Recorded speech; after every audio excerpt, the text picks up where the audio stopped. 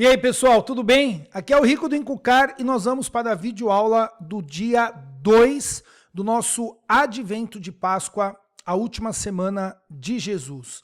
E esse é a purificação do templo, está lá em Mateus capítulo 21, versículos 12 e 13. Deixa eu ir lá na Bíblia.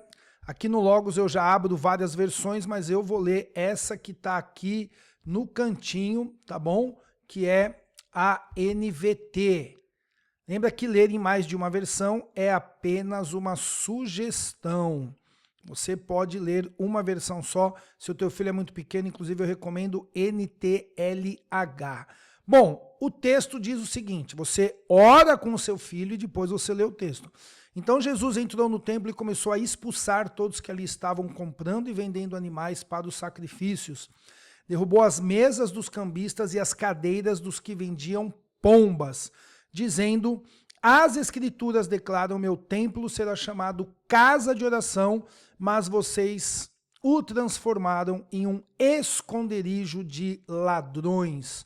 Note que a NVI usa covil de ladrões e a NAA também covil de ladrões. Eu gosto muito da La Bíblia de las Américas, que é em espanhol, Cueva de Ladrones.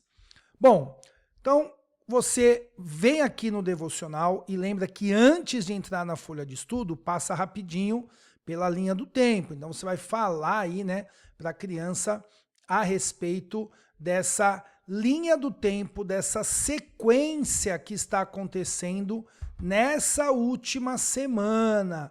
E essa sequência, ela vai culminar nesses dois eventos principais, a morte e a ressurreição de Jesus. Esse aqui é o motivo da Páscoa, mas nós estamos falando de tudo que aconteceu naquela última semana. Então mostra a linha do tempo, brinca aí com os flashcards e aí depois você já entra no devocional.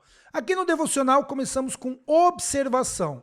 Crianças, o que nós observamos aqui? Estou falando para você como você vai falar com os seus filhos. Lembra que essa videoaula é para você, pai e mãe.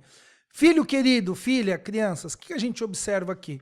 Jesus entra com um chicote no templo expulsando os que faziam comércio com as coisas sagradas de Deus. Então você vai falar assim, olha, Jesus não estava feliz, alegre, sorridente, ele realmente estava bravo, né? Ele estava ali irado, mas é uma ira santa e uma ira justa, ok? Por que que ele fez isso? Nós já vamos ver. Primeiro vamos só observar. Então, ó, ele entrou no templo e ele começou a expulsar os que ali estavam comprando e vendendo animais para os sacrifícios. Filhos, o que são esses sacrifícios? Naquele tempo, naquele tempo, eles faziam sacrifícios dos animais. Tanto é que Jesus, quando morre, ele é o sacrifício perfeito, era um símbolo. Então, as pessoas tinham que comprar, né? As pessoas vinham de longe, eles tinham que comprar ali um animalzinho para oferecer de sacrifício no templo. Só que eles estavam abusando disso. Eles estavam fazendo disso um comércio. Muitas vezes esse animal ele era comprado e era enviado para o sacerdote nem sacrificava, o sacerdote devolvia o animal, eles exploravam as pessoas e as pessoas precisavam, porque realmente era uma coisa sagrada. Então eles estavam brincando com as coisas sagradas. Por isso que Jesus, aqui no versículo 13, né, ele vai falar, ó, meu templo será chamado casa de oração. O templo tinha um propósito e tinha perdido esse propósito. Ele tinha virado uma coisa diferente daquilo que Deus planejou. Você pode trabalhar um pouquinho mais essa ideia do templo, do sacrifício, do chicote, da maneira que Jesus ficou irado numa ira santa, tudo isso dentro de observação, ok? Vou fechar aqui e vamos voltar lá.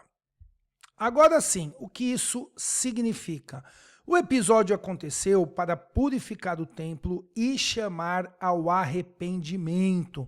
Então, o que Jesus estava fazendo ali é trazendo de volta a função principal de algo que se perdeu, de algo que se distorceu, de algo que estava cumprindo um papel totalmente diferente. Você pode usar um exemplo bem simples eu gosto de usar esse exemplo assim com os meus filhos em casa. Uma caneta ela é feita para escrever.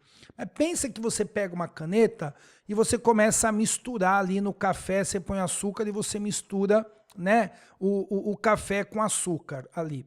Aí a pessoa que criou a caneta chega lá na sua casa e fala, cara, você tá louco? Essa caneta é para escrever, ela não é para misturar o café ali. Então, o templo tinha uma função, estava perdendo a função, e aquele que é o autor, né, do templo, aquele que criou o templo, que deu a função para o templo, que era Jesus, ele estava falando assim, cara, vocês estão ficando maluco, isso aqui precisa voltar ao que era antes. No nosso caso, o cara que fabricou a caneta ia dar uma chicotada ali, ia falar assim, ó, põe essa caneta para escrever e para de misturar café. E esse exemplo simples, fala isso para o seu filho, de caneta e café, nem se compara com as coisas santas e sagradas que eram ali no templo.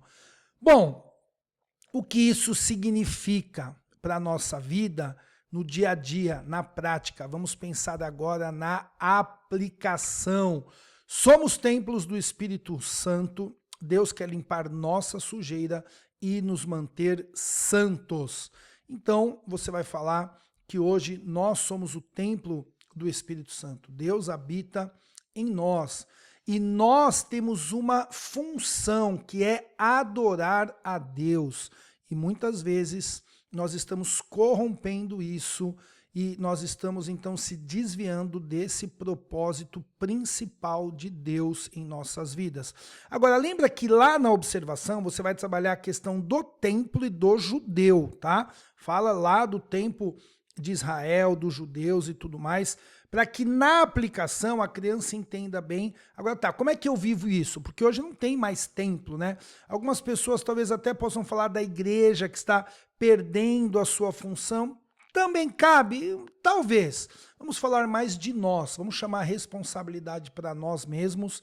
E aí lembre que essa terceira parte aqui, o aplicar, você vai pegar questões práticas na vida do seu filho, onde ele vai entender que ele não deve, por exemplo, com o templo do Espírito Santo, bater em alguém, com o templo do Espírito Santo, assistir coisas ruins, com o templo do Espírito Santo, comer muita besteira, entendeu? Então, com o templo do Espírito Santo, a gente tem que orar, ler a Bíblia, perdoar, a gente tem que viver de uma maneira que a gente cumpra aquilo que Deus tem para nós.